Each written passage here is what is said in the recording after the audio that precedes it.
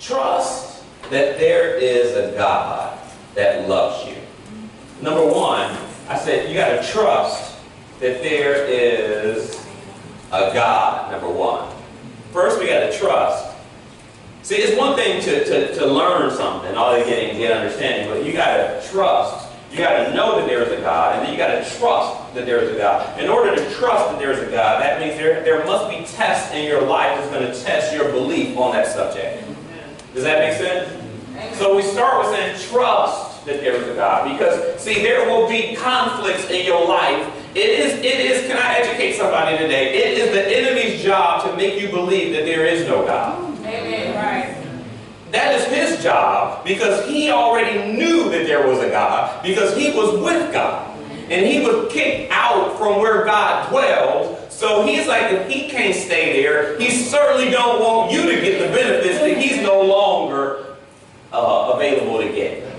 Amen? Amen. So you know when you were getting blessed and then you messed up and now somebody else getting blessed, and you don't want them getting blessed either, because it says misery likes what? Amen. Nobody want to be miserable by themselves. Amen. You can't wait when you got chicken pox for somebody else to get it, because at least y'all can itch and scratch together.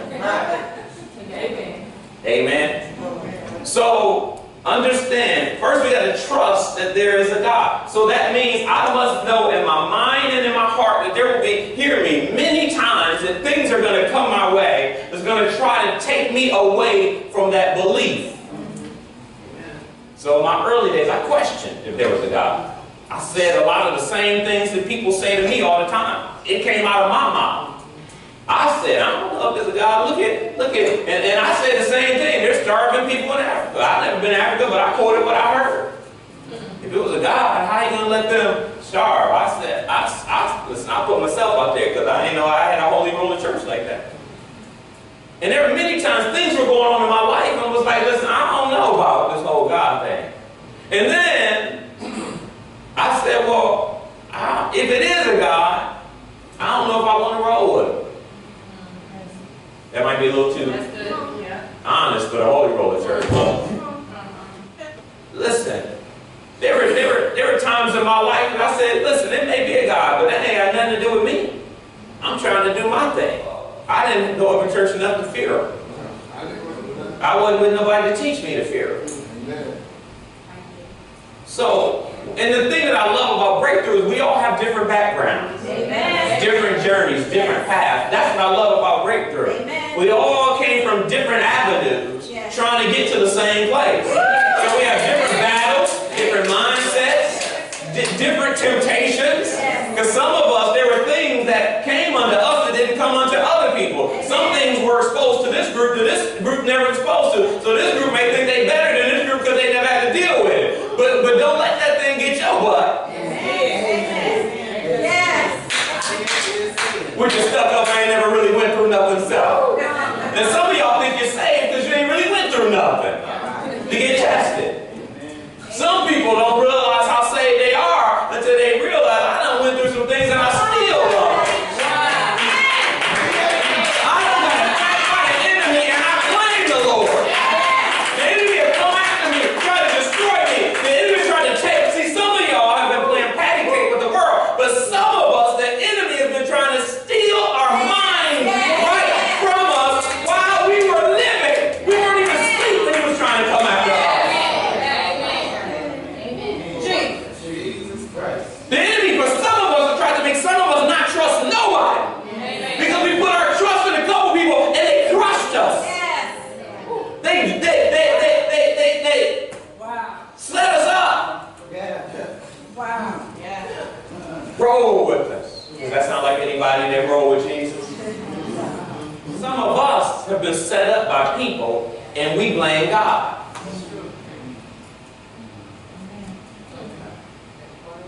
Yeah, you see how quiet I got? Because we got mad at God that we got hurt by people, and people set us up, and we blame God, but the people did it. And we blame him that he was supposed to protect us. Well, wasn't that the exact same thing Jesus went through? And yet, where is it documented that Jesus said, Lord, I trusted these to be the ones with me, and they ain't set me up. Because he knew that he needed to be set up to get to his destiny.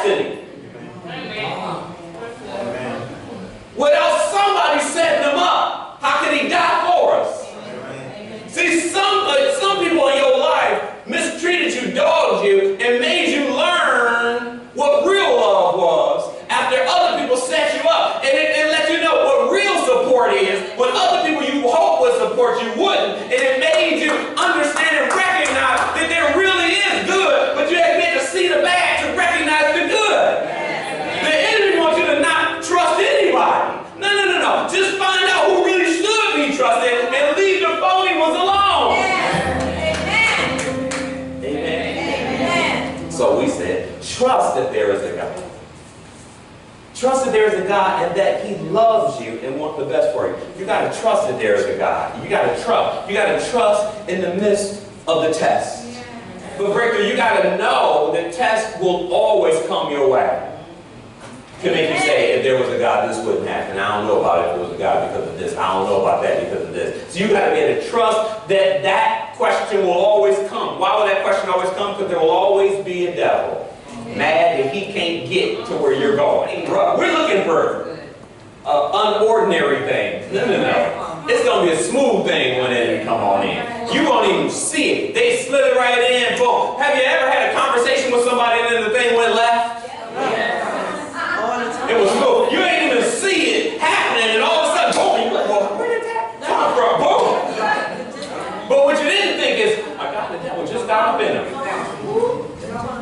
Don't ever get too comfortable that you can't question, has the enemy transformed? Yes. Amen. What did I say?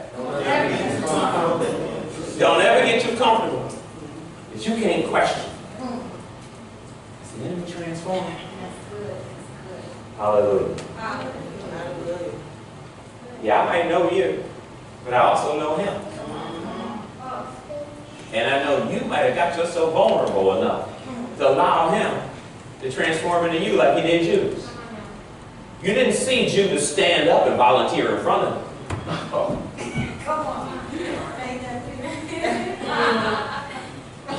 Anybody read? I can't help myself, John. Who read the Bible, and as they were with the Last Supper, who read that Judas got up and had an outer body experience right in front of the other disciples and was like, Right.